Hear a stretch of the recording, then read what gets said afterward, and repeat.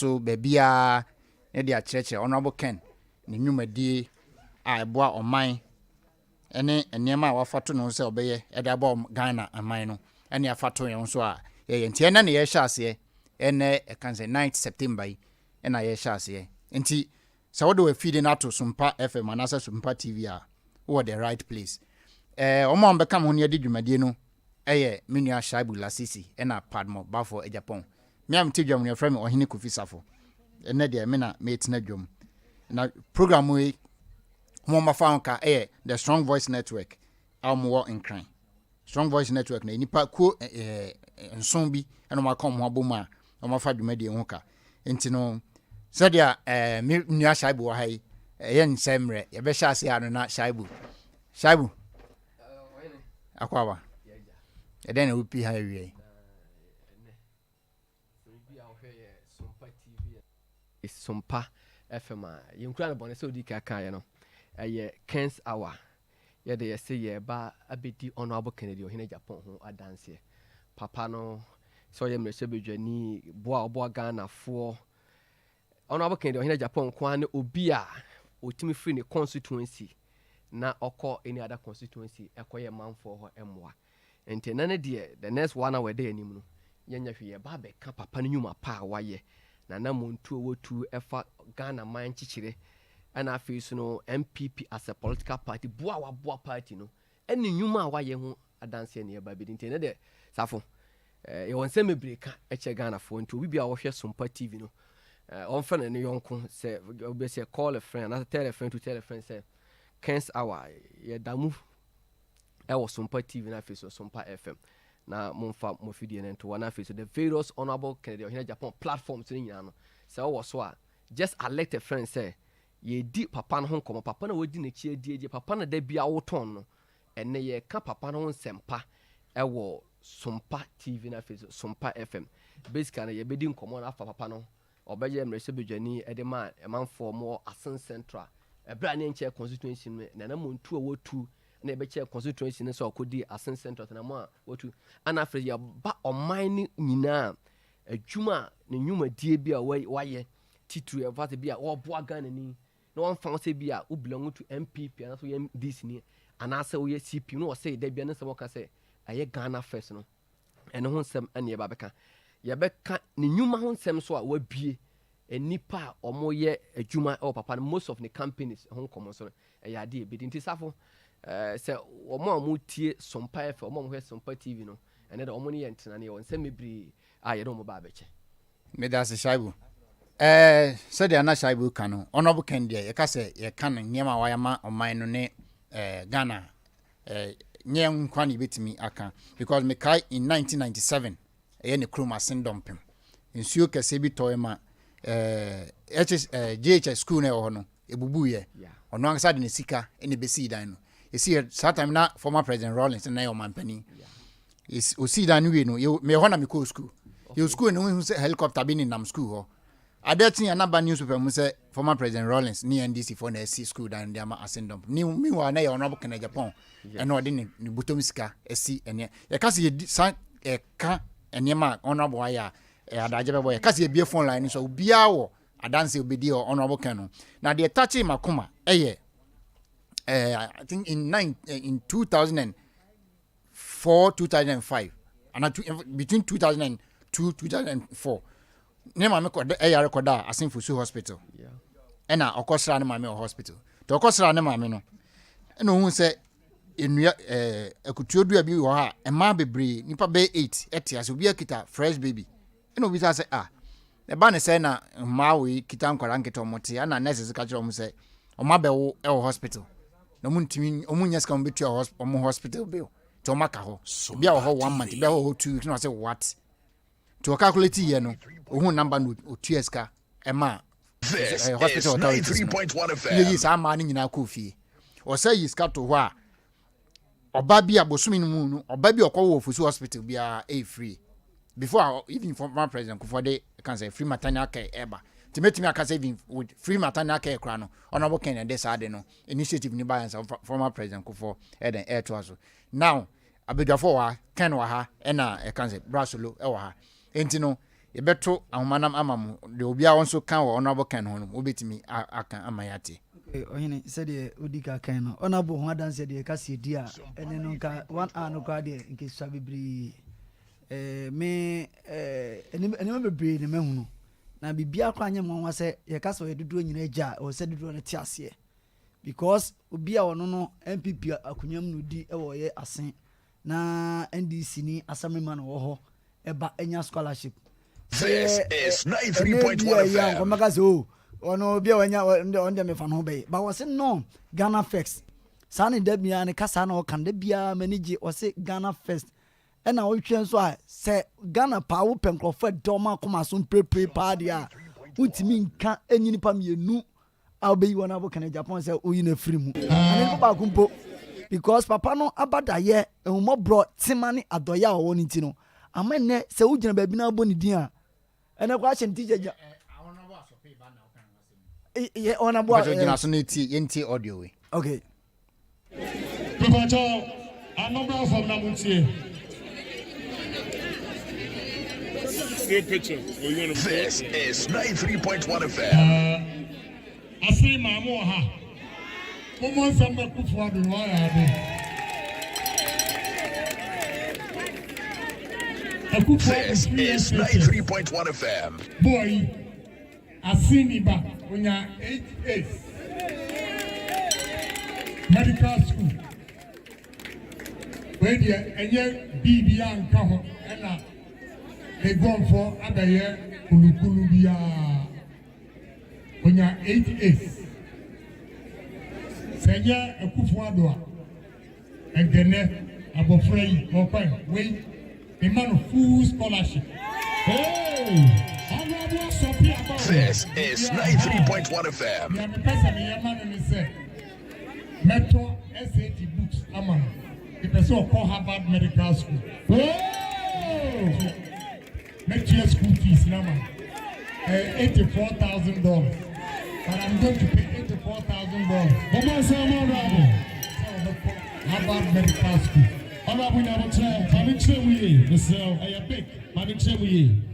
Akola ojira he oye honorable Asofia ayeda aso assembly man neba oko legon presec na onya no makoma mochi. This is 93.1 FM. Fani ko school Ghana ha tielio o fani ko school hefa Ghana ha odini ko USA odini ko US ogo koya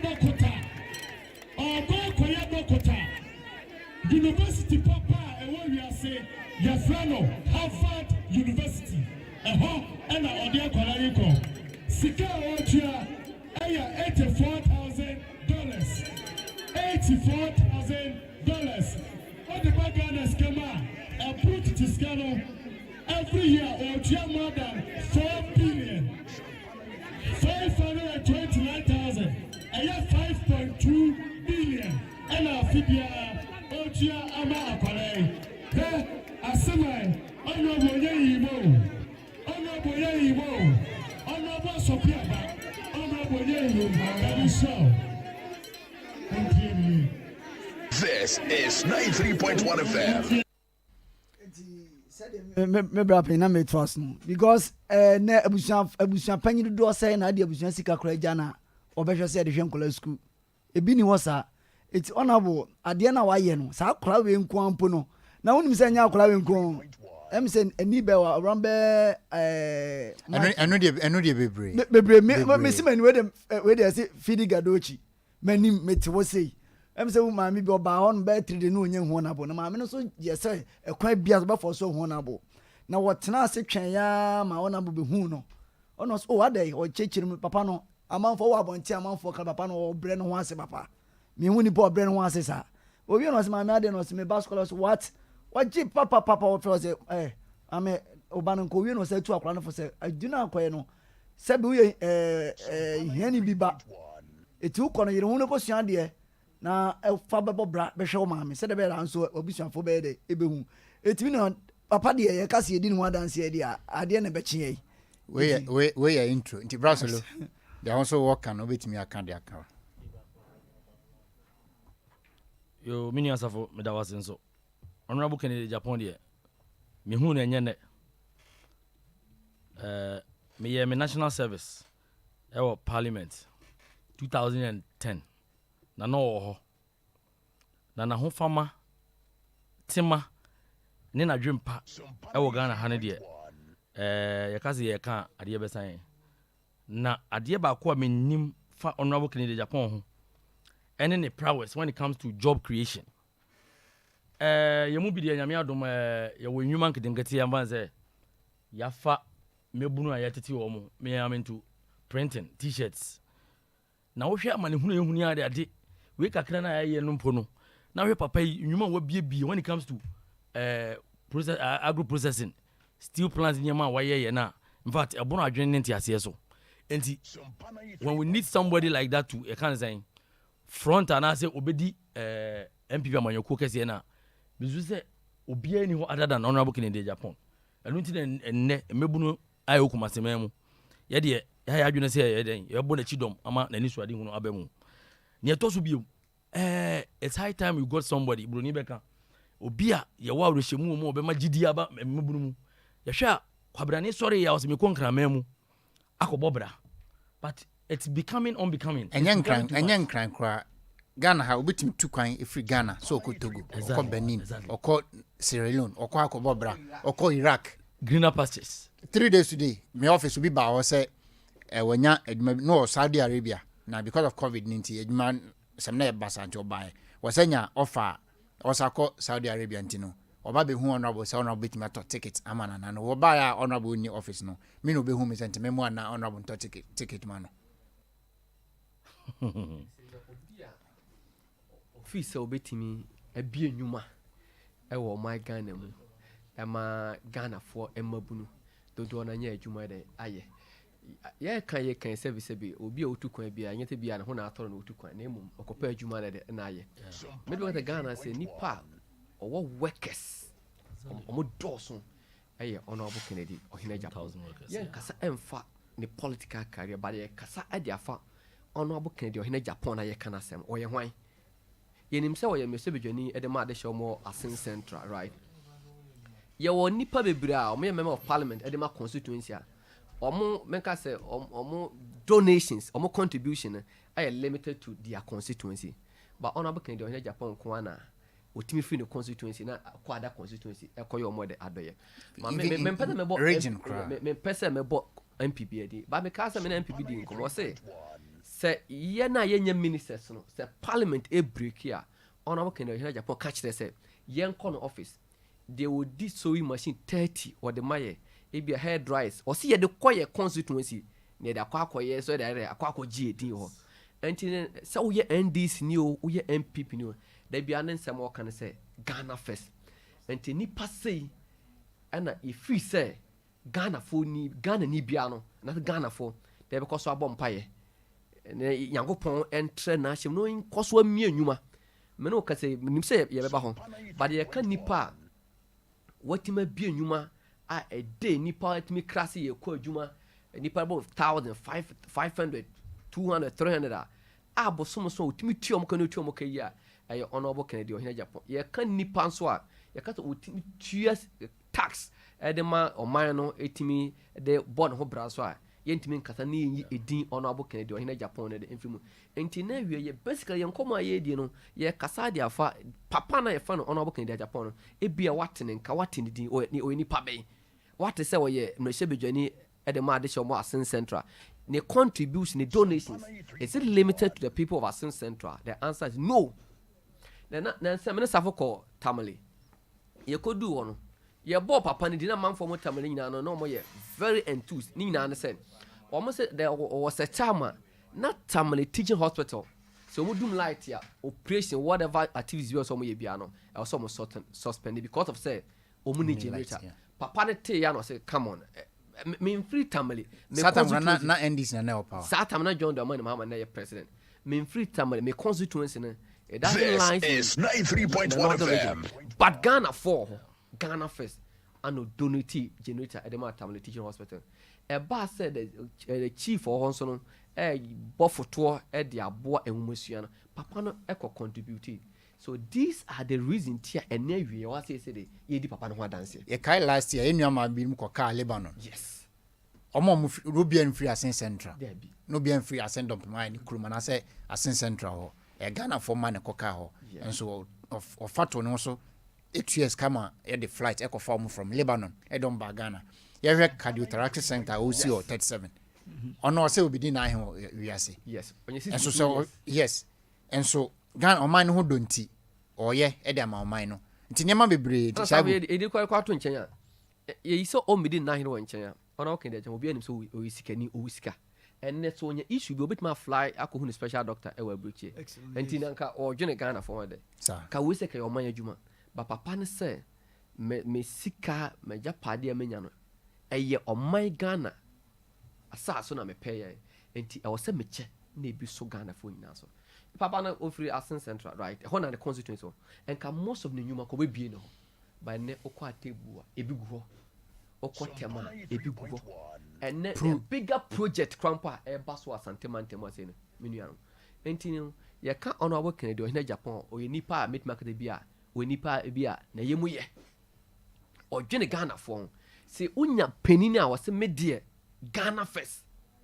Penini a wose Ghana he papa no se hu se na ni abre ati radio so e kasa ni buafu a na kese obi de ne tumi esisi Ghana ni. Hu so honorable Kennedy o hina Japan ni buafu o kasa na obi edi ne tumi esisi Ghana ni.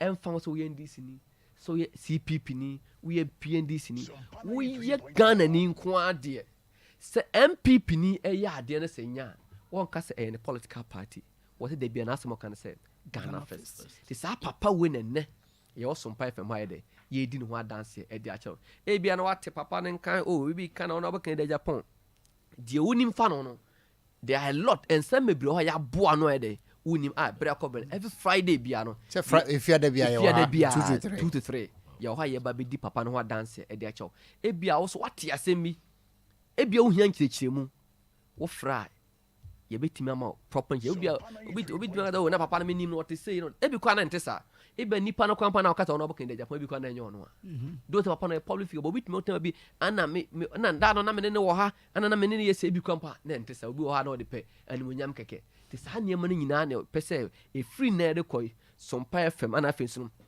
ye sponsors eso aso esen a ye de sa adwumadie na de e de brem e wo sompa fm menim se safo me no kan se honorable Kennedy Japan and own the biggest coal store in West Africa. Sure. Currently we will see the biggest one in Africa. Yes. So honorable Kennedy in Japan the coal store Ghana say no and the biggest one in West Africa. And Africa we will see back so about the biggest one in Africa the papa no esi coal store na the biggest one in Africa we are. We say any for the be employ mo. Enye Lebanon for enye Pakistan for enye America for enye Ghana for ti emu say won say eni pa da bia no mo yes please yes emu a eye Ghana for na yedma Ghana for na yedma e free management so e ko say cleaner so Ghana for na yedma o ena kasanyi yimu ana say esomu yimu ena okọ Oman FM okọ Net2 TV okọ Ash FM okọ Nap Radio honorable Kennedy Japan kwa no say menye kramoni enti yemma enkramofo airtime no mo fa emeton komsheni Mohammed komsheni kunku Mohammed eye free say obaka na me kristoni but opese esomma hodo aye o my Ghana mu ye nyina kan hu bom na kikire o my Ghana na efua and ye eno so to nchen a ye mu say won say papa no nyuma na apart from so wo wie na wafa Ghana fo nyuma no ahemfo no mo ye nyuma no Ghana fo that me papa bi di nkomo so papa no e man a contract of 300,000 Ghana says 3 billion kan sikara no say onko clear 93.1 FM onko clear the side ni pa no we free fan o ye Ghana ni ye nim Ghana fo bi ane obo ye adwuma guess okofo bi free abruche na the papa say debi so ye Ghana ni nko ade a ye mfa adwuma no man sa nipa we hu ana edi no komo ana wie ye say honorable Kennedy Japan we say Ghana first or maybe not need to go say for plane echo is it or was it America also quite so much treaty Ghana for was not your back Ghana so na enema ye so ye beti ma chichiri omani honorable Kennedy Ohene Japan o GDSN Ghana for se kan huboma ye betimi akyekyere o man yi enti nipa ye di no nkomo na wie edin no eye honorable Kennedy Ohene Japan se what say papa no se me kan ne buafu a na obi na esisi Ghana ni eno de e ho yes what say papa ne buafu a na ke say obi esisi Ghana ni eno de se oye broni o so ye mpp no so ndc no enye na papa no obete ase enti me say very soon ye be start say ye be di na dwuma no enkomo me no ka say papa no oni the biggest starch factory my you enuni starch factory and that screen so no starch factory a powder form ye wie ya na China for edeko men kan papa de contribution and na the foreign currency say omo ye adwuma factory ha no close to 900 enipa 900 and omo ye adwuma for omo do cancer banchen we ni nyina aka ho ade omo nyina local people la omo nyina local people you for no omo nyina okay and I pictures here and name screen so no but answer na ka picture no betimi ashu can say pictures no dia na kofo queue ho say omo for tractor no omo queue no ho na be hu number good and so on your screen we nyina no pa oma ba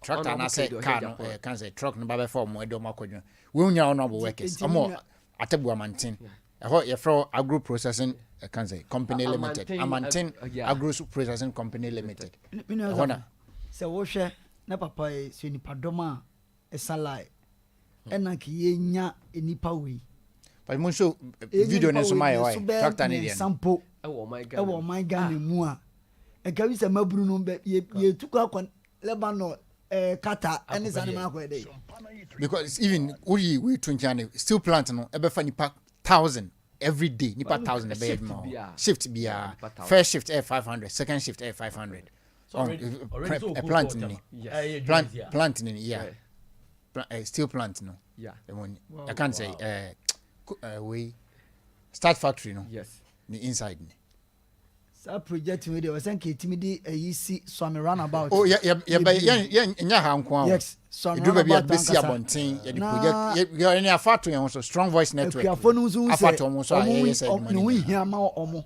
ay factory ni si on state of the art yes awe fanipa 900 and a yedma cancer factory ho enti no sha Ghana for commit na fi o me complaining and ye ni enwuma enti no ye sorry a ye bitutu kwan wotum shia Ghana ni se bi se imperial se me ko Libya e kwan kra wo fa to ko Libya na anya kwan papa bia na nyese nipa no onye adwuma ko Libya adwuma no kwa akoye but adwuma na ni o man no enu nti na honorable Kennedy Ohene Japan this time no what tries or best set more factories and papa ne eka ensemi so eche kwanya o man no so no ye betima fa so na the tourism sector so no o man etimenye sika kwanya o ye betima fa so a o hwa the three northern region a flam plain ye betimi aye ye betwi nsuo di aba ho a ye betimi adia feed the whole of Africa enuane sem baneduane a ya de ye be yi yemusa won say sa mfidie we say no unya obi nso asabi otisa on obakan de Japan what the financial muscles are untimi because I understand that the steel factory the cost of duty in Kwana around $12 million anya mfidie no to duty na say mfidie na bedu pe ho na ye yi di aba no $12 million enti no ni sa financial muscles no ebeye as but obi but onwene Ghana for no but nipa wadwene Ghana for sa investment we discuss ni buto kasa sebi de bi obedi 100,000 krampo a ebia se ya me che na 100 years ko beti me dey akipia dey but o dwene Ghana for because o sha a mind do na ye nua man me koso ko ye adwuma bia UK mo America mo se Ghana for 100 etu kwan ko abrucha ebia mu be se bia 10 ko edoso na bi o mo ye adwuma ewo aban adwuma kurum omo makan eye adwuma at the private sector because private sector any the engine of growth but onya ono Kennedy Ohene Japan wa buy in say onisika na oba invest or private sector etima for more workers enti nipa ye di no dance na awia no eye honorable Kennedy Ohene Japan we enya amanyosem enya amanyosem eye papa no no nyuma pa a waye ɛde abɔ ɔman no kyekyere honorable Kennedy Agyapong deɛ ɛnyina nim nnwuma pa nti sɛ wohwɛ on your screen no ɛyɛ the starch factory na ɛwɔ amanten ho nkɔmmɔ mean sɛ very soon so no ɛde a yɛbɛba nso ne yɛba bɛdi nkɔmmɔ nso ɛde afa the steel plant no ho ne yɛahwɛ cold store no sɛ bi mpanin sɛ deɛ ɔkɔ aten deɛ ɔba aten deɛ ɔgyina ho no atenturo do wo na bɛtumi ama the correct deɛ ɛkɔ nti picture saibu ɛsɛ deɛ ɔkɔ aten deɛ ɔba aten deɛ ɔgyina bɛtumi ɛdɛ ɛne atenturo do nti picture no tell lie picture no tell lie and face to face better than 1,000 letters I know you're sure that letters what your letters ba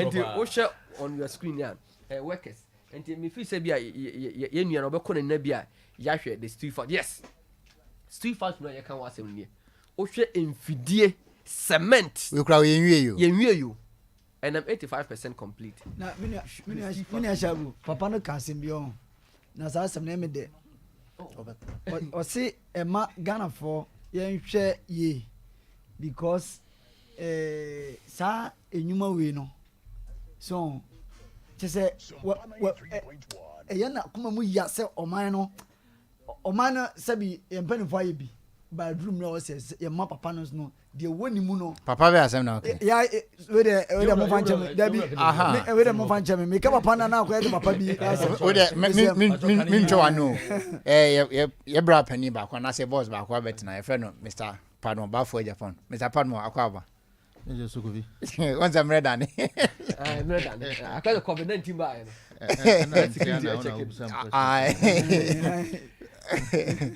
Esa woni mo na wo ken kakra de. Oh, menem no.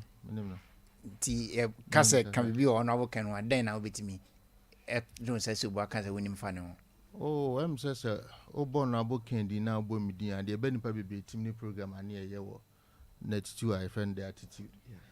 No na nko for because oh so no we interview no program so any idea now even apart from no and I'm saying I'm produce one I produce the attitude program no yeah and apart from no and I'm sa program so my meaning no be a very good relationship in terms of senior ubehu nipa otie oye niema na before go for say honorable e obi a oye nani so ehye ohun onene ye adwuma no say na obetimi aka woni Because you share attitude I say. I'm say your third episode. And or Danny Gu yeso. Mekai pa. Or say on metna mekanko for ejuma honsem. Obesha say if you know any fee. Sure. From producer wo to management so obia je share say adan. Yes. I'm say nko obia adan na me better radio so me TV so na magu me work ni me ejuma ni ma say kansem. But I say ya nsha se mfi fie a ye beda kokon bi de nti obi a woje ade de wo ya ade a ye ni ye se wonya menye kunhu na fa ye adwuma and ade ba ko a me hui even cry na attitude program ni ye ni se wo obi a emamu do adwuma ye da na koma so yeah obi se wo tuka free nkran ba kuma se a na wo hwe nsase e da ho a Ghana Yesu nse ye ni adwuma ye na no abo Kent na se na o kire wo niema e betimi ama ye adwuma wo mai ma o se nga Ghana mpanyifo ye twa ba na ye bu obia because eniema yen ye prese be kwa abruchiri no ye woni nyina bi wa ha sure dia kaye nya Ghana nko Africa njino ye problem leadership dia kaye leader obetu no asi wa kase se we mu ye ni se ni ye ya ye wo saa ne man sin wo mu ye nso ye betimi aye unya saa leader na uni how and saa leader no na me ne honorable Nante kakra me interview no unza se woni ni person ya wo se usua ni ye yeah woni ne kasa no ye bia na o kona adwene mu sure hu se ne nipa na otie na throughout the time I'm in the years I saw a different person from Kenya. Once before then, no, now you can say politics. Sure. Radio, so TV, so now politics in Kwa. The attitude show now you can politics. Sure. Now you can't Ghana a Juma. Send your beya Ghanaian owned businesses to say the yaba when you say Ghana ni adwuma sure. e kwan obefa so and the management the workers obia suban ebe bamie ebe boa na madwuma na puso na onye obia Ghana for adwuma da na koma so say se broni aye ono Ghana ni betimi aye amana ye ya ompe we na die bi na ope etimi de me de metimi aka e de afa no say oye obia Ghana de ope pa Ghana fi na koma ho enye. That's the first thing. Number 2, a mabunu ni adwumayo sam uyifri mu a enye. Mekai the first time was oye conference okasa chire youth conference yes guidance conference. The first guidance conference was in UPSC, University of Professional Studies Accra. Yeah, attitude program was say Medi 60 years, 61. Kabana me call retirement. Ya benjuma. So ya benjuma. Misika menya nka me enjoy. Obi amma me busa ne hwe. Na emmum. Oye selfish sa na wotena se na nimdia wo. Se nyame to nsafre no okọ no de ni nyina akọ. Na wantimi ankyerɛkyerɛ mmabunu no sane ebe ya omo nso daache o betimi abedi nim adi ye sane ono aye ya. Ade mfaso ena wo so. That is why I started say obey the guidance youth conferences. That time I now on can man because for politics so or be the president. Guidance was last year June. Last year June 22nd. Yeah. I feel near to a 2021. Only one say was to be the president. Yeah. But no was saying so I didn't wait for Megunu. Say my main family the enko round na mini omo enka no mu senior me free any baby nyame di ma bedru se wonso ye obabunu na se ototo nieme ya wonso Ghana ha ya obetumi ameki awasem bia o kan o say uyi se obesori anopa no ne ma ete ho edi nkomo a de dem ma ne gipa se wasori na ochi ne nwuma so na otua ne workers eka e ma ne gisin bi bia uyi ne ma osori anase afeso anase osori an ohun ne ma ne omtan se bonkomo na okoran se tua ne workers car ene ma ne gipa so bitimi to nanum tuo kan asemo ya eden na obefa free mu ana den ne ka kire ope dodo yedie enye ono nko ana meka se baby awoduru no so o ka se ommoa obi a Ghana ha obi ntwituo nkogina no so se fa osika mame because ono no aye na adwuma na wodu jamde na du baby awodu but o se meme nkwa dia ene ne mfa so ni so se nyamde sa ne ma we nyina ahyiram won say maybe o kan story bi sanye nti a oye papa nkofo nti ase o se no wada ene o so dae na ne dae mu no it was like as a wohu nyame no okasa na nyame ma warning say enhira na mehira se fa boa afoforo and o say sorry free mu no o kan sem free na no and na ne wife enye nai ato and was maybe obeye papa obenwinwi ho no obekasa ho no na ne yire akai no kai dae nyame so eti eyade nyame dia ma ontimi nsan na chi emfiri ho se wonya leader sa se otimi dru ba bia obetimi a influence dodo ni bebre a I am telling you baby obegina bia nipa bedi ovi mame musa se wohu obi a one papa nanante a wototo niema yi a na brabo nsi yeda dabi there's no way a obe ben papa so one ne benante na de bia odi na chi boy de no dabi ono yo bia on say you fail on the spot so wontimi empower o ono na ma on fish emma of course because only believe say so catch and say comedy me na no amount 10 cedis 100 cedis e jiko didi a unsolvable problem na mum no tro kwan abefa so a obenya says ka no dia ahwe wo ho a e no solve problem mama MC no comedy can MC o yes but comedy guys who started PhD program and it's same you started attitude na mission starting school yeah.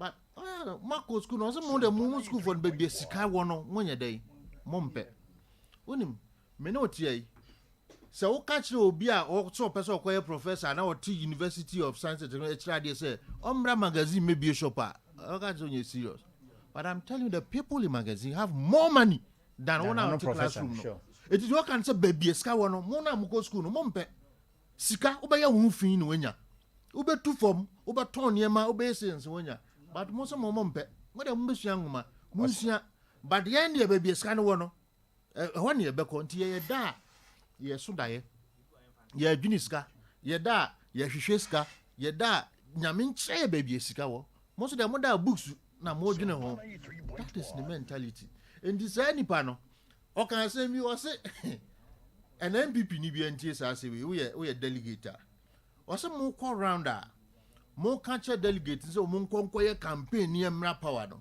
mo bu say certificate we na akoye campaign no na oye campaign man na we ni aba ni we di o say oni certificate ndu management in any case when the catch us our certificate nko a na otimi ya adwuma what when the mentality it is ye nua bia nko suku no oni certificate wo say on the one nchen umfi no that could be chairman no yi 2 cedis bia hye nsem it's an insult to a party nia we gina ye campaign am aba power who ya say uni certificate na businessmen ye ka se kuma o ma ye nana no mo nya sika wo krom ha no o mu do say nana akosuku omudo say nana akosuku nanso adwuma o mo ye adwumaden ene atu ache determination dedication o mo ye enti they were all successful and o mo na fa yen ya akosuku no enwuma enti sa mentality we no de nam say ye ma megina me kan jira obi say wan akosuku nti adwuma ni ho ma Mr. Bafo gina soma me we interview ya be boy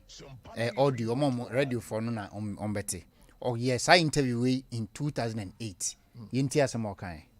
Human beings just like any other citizen of the world. And whatever Americans have do with This is 93.1 FM. We can also do the same thing. We only need to be determined and stay focused that this is the way we want to move this country. I mean, you see somebody building 2-3 bedrooms. Well, that's his level, okay. But listen, we need dreamers. We need dreamers in this country. That we're going to take. I want one of these candidates to come and convince me. All these presidential candidates, I want one who can convince me. Convince you about what? I mean, a man who can take this level after President Kufuor's stability in terms of economics and political. He's done very well. We want a step further. Entrepreneurs, a government that will build entrepreneurs that can create jobs for people in this country. But they say it all the time. Oh, my brother, if you are coming to me, I'll just size you. That are you just coming to convince me for today, and when you win, that's it? We need people who are creative, people who dream big, people who have vision. Okay? Not a vision that, we've been able to produce 2 bottles of water and it's enough. We should be able to produce 1,000. And you have concerns also about people opposing people when in a different political group. I mean, you would support people in a different party in business? Would you really put your money where your mouth is? At the end of the day, it's Ghana first. Ghana. If a Ghanaian is doing it, I don't know Apostle Kojo Safo's political background. It is not important. So long as it's a Ghanaian. My business, I have NDC workers there. But they are good at what they do. So does it mean I should leave them out? It's the political leaders or we the politicians that have created this scenario where you don't belong here, then you are an enemy and all those things. It's wrong. It's wrong. Then also, the businessmen themselves. You see, sometimes it hurts when you promote him to a level, then he uses his resources against you. You see. So we should tackle this critically, assess it well, and see we have a balanced situation where, look, we are not going to intimidate you. Do your business as a Ghanaian. What matters is there is high rate of unemployment in this country. An NDC man has created a job and therefore he has reduced the unemployment rate. That is what I want to hear. I don't want any political sabotage, all those things going on. No. The person is a Ghanaian, he's a Ghanaian. That's the only way we can move this country. Politics is secondary. So I personally believe that anybody who exhibits that talent and ability, just like Apostle Safo has done, whether you are NDC or MPP or CPP or PMP or PNDC, whatever, let's help. Talk about that. Is that why you... Okay. Kovi, Mr. Padmo. once oka 2008 Ghana first. And also say the open say businessmen be irrespective of political affiliation. So yen Juma was a supporting no. 2021, which is 13 years after so can say same way. Or can what the attitude shows say Ghana ni bianco Jata Cement, Ibrahim Mahama, and I Jata Cement. Yes. On the attitude show. Yes. Me and I was to program that day. Yes. I can't say we 13 years ago. As at 2021, Ojina so can say to the sense say a living example.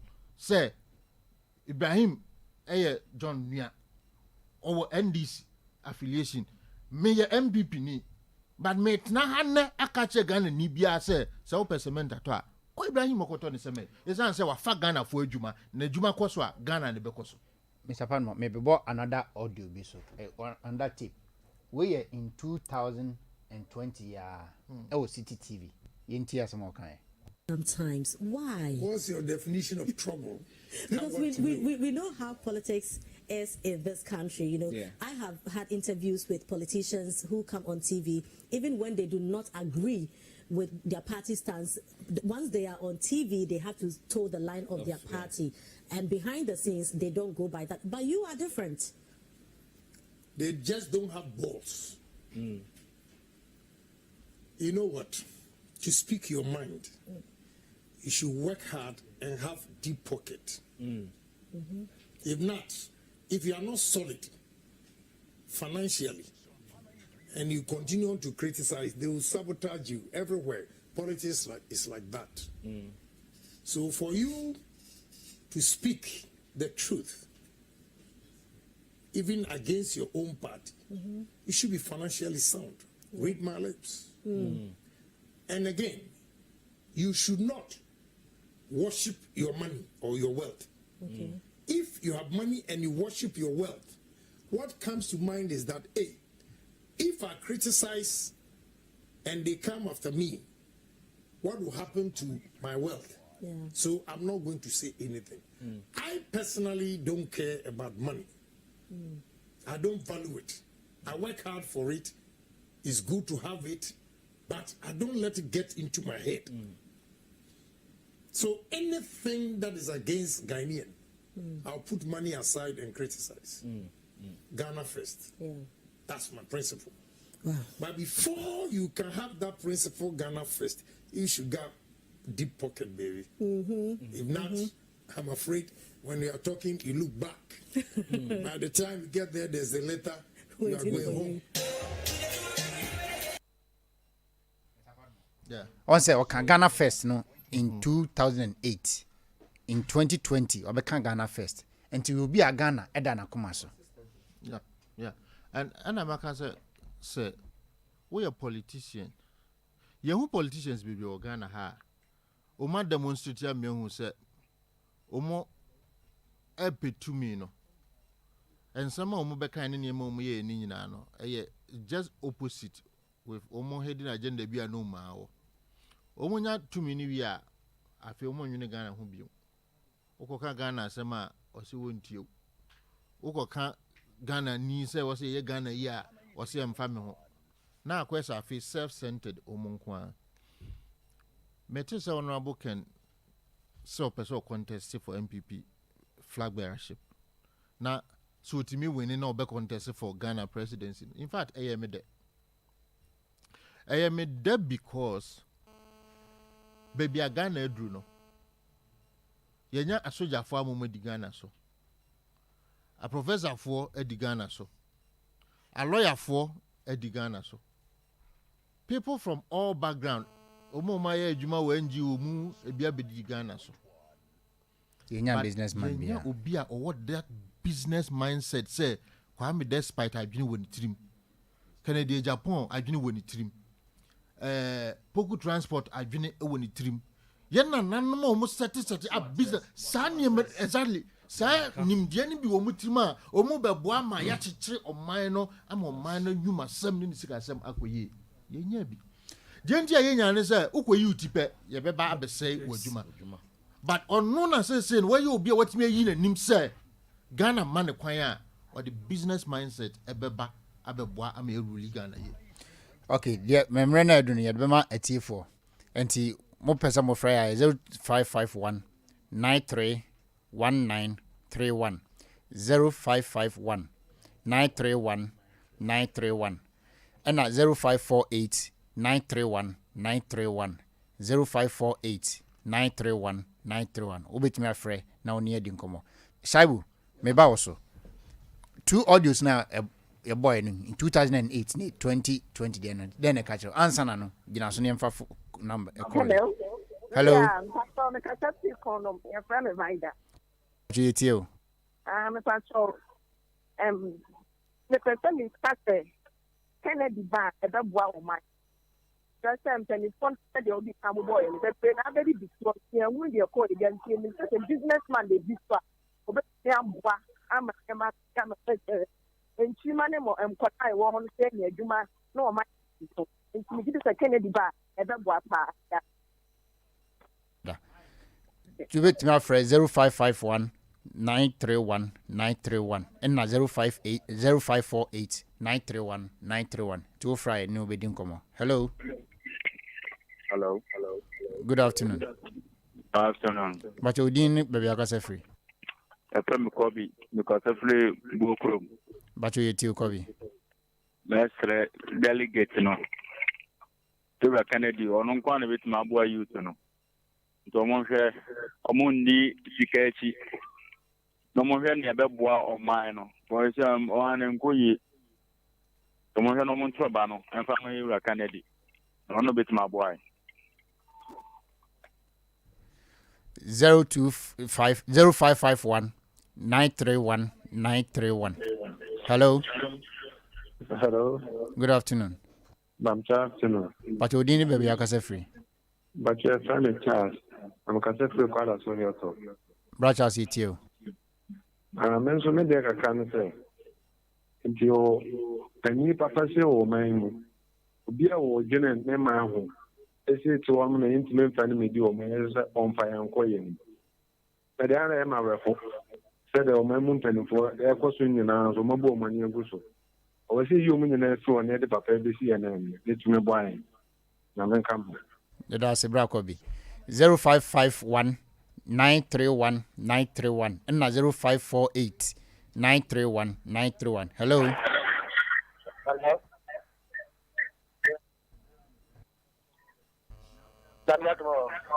Okay, but you already know why name kasa. But you too. Can don't know the professor network. One of the people was a number share of more. The businessman, it's you that Agyapong because one now only the president for the number of people.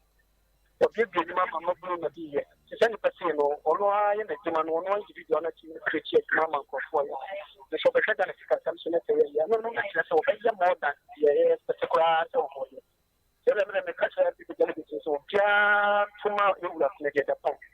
No money, I use me as soon as you are there. Yes, that's it. We'll be to my friend 0548 931 931. Hello. Hello. Afternoon. Afternoon. Me ba you didn't be akasa free. Okay, family garage Western. Me ba you too. The MPC delegates and the Wopper Morini, this level Western of H, and the idea of Dana, and the Munkoma can, Honorable Canada Japan. The Mumpedia and the Omangasan Chase. Yeah, that's it. If I'm choppy, show no more near Ken's hour. Ewo Sumpa FM. So, do bet me join on Facebook. Ewo Sumpa 93.1. Or call Facebook Sumpa 93.1. I'll bet me share live. Hello. Hello. Good afternoon. Good afternoon, sir. If you didn't baby akasa free. If I try friend ya usi, nkasa free kumasi abreko. Mr. Usi yetio. Me pacho you Canada atomwa more kind of make bi. Many je na beya me get. Na me bo ho mpa ya ko sise bebe mu sise you Kennedy. Ebeba be DMPP anim. Ami akopre abatwa dey in 2024 no. The only say Yewura Kennedy, nipa bi a menania tikakra. Me wo 50 class. Me hunu nyuma a wobie wa ha. Empanyimfo ne bebree wo memu omunyuma e wo abrochira ye ntimi nkoye bie. Yewura yi minima tebugu amanten side ho. Kasava yi bi awaye ofache bi a wobie ho. Njomo mo hwe Facebook na hwe sa video no. Ewo sompaso. Obi a ono no wo paso obeye adwuma no a won kwaji sika mfiri obi ho. Ono ade sika beye adwuma na nti se obi di nsam mu a enya obetumi apamo no enkwa yesi se madam fu ni nti chinchina oboa ne campaign mu nti no wonye kra a wonye adwuma no nti papa we die na de Japan akompre kon ekon no ye kono prekope piao Yedase hello Good afternoon, sir. Good afternoon pato be udini be akasa free From Black Man, we can feel the source. Me pato yetio Papa, you know, you na Lembo party now at the back. And then the man mount for the two Papa, the Syria, or me and Tia Party. Young Tia will young Twitter party of us for the back. Because I'm running and my way with the Manager. Now, party more than who are called them of us on the back. And I am why. Yedase. Hello. Good afternoon. Good afternoon. Me pa chef na ko tajima me ka sinti egiso. Me pa yetio me tajima. Me pa che mukriga me na niji ho pa na mestre mo se. Ye ne yen trouble. Delegate ni me se ho ko mo na mo no mo kata. No mo tile mate. No mo wia. Na mo disa program ya bre ni. Because delegate ni no mo work ni station no. Mo na mo ko ye mo ho dina yi pa no mo tile mate yi. Na be dia part no bi ni die. Ya bi ni. Me tajima pa jote menka. Me pa jote menka. Na chai. Okay, ye nyina na ye kan bom ni aye program yi. Nti hu delegate bia said ya wode afutu ma ye no. Hu delegate na so woni na kasa. Nti said oni utimi ni delegate kasa. Ye so delegate kasa na de honorable Ken ba. Ejuma be simple ama ye nyina. Why? Na te na ye ejuma no. Ye da mo tipi. Yes, you dase. Hello. Hello. Good afternoon. Good afternoon, Wada. But we didn't be your free. The friend of guest me has a future for But you too. Tamasipa, the time is some of us never family. Now, honorable Kennedy, name is on the TV so. And so, we have a panel here, anything we can in from now. The main me to a Benny Bia. And I said, the good gun and I can't live about and come to sell wine and Omedian MPP 2025. The American Kennedy never. Because what my mama auntie, the Kennedy bar, a man to be your joy, that's on the way. Hello. And you be answer for Boba. And you can ignite them Ponticani, you find the woman and you are why in Damasi. That's Sivinia. Hello. Hello. Good afternoon. But you didn't be free. But you say, but you too.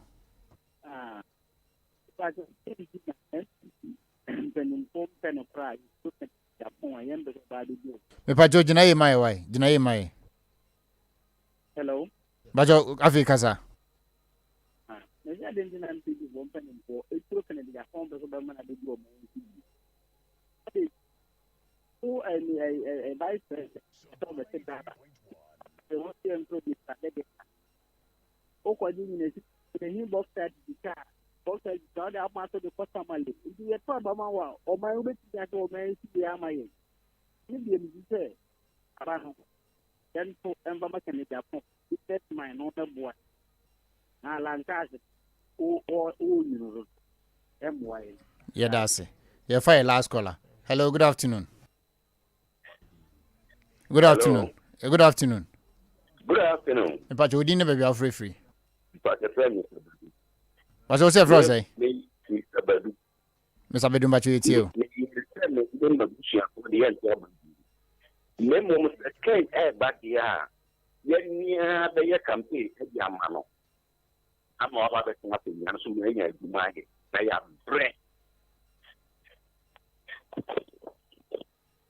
Okay, that was it. I show no, Ken's hour, and I do so. I bring me.